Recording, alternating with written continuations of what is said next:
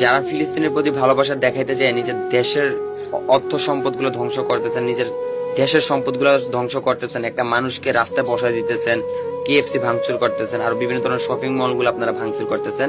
আমার মনে হয় এটা একটা ফিলিস্তিন প্রেমীদের কাজ হইতে পারে না, এটা একটা চাঁদাবাজির কাজ হইতে পারে, এটা একটা লুটপাটকারীদের কাজ হইতে পারে।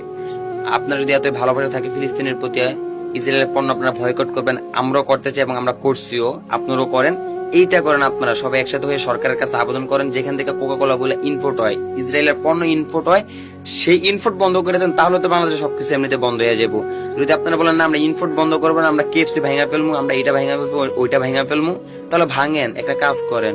আপনি তো জমিদার, ওই তাদের কেএফসির যতগুলা টাকা, তার যতগুলো ইনভেস্ট করছে, যত টাকা, ওই টাকাগুলো তাদের মালিকের হাতে বুঝিয়ে দেন, বুঝিয়ে দিয়ে তারপর আপনার ভাঙচুর করে লুটপাট করে নিয়ে যান। কারণ আপনি তো পারবেন না, ফকিনের গোলা দলগুলা কতগুলা নিয়ে যান দেন।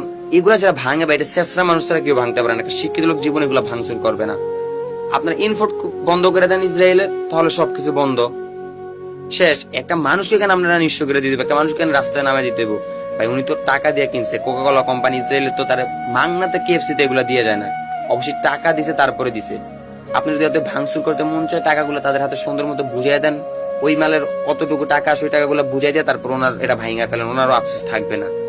সো ভাইবা চিন্তা কারো কাজ করবেন, কোন ফিলিস্তিন প্রেমী কোন মুসলিম কখনো এরকম কাজ করতে পারে না। এটা করতে পারে চোর, ডাকাত, বাটপাড়া, এগুলা করতে পারে। আশা করি বুঝতে পারছেন।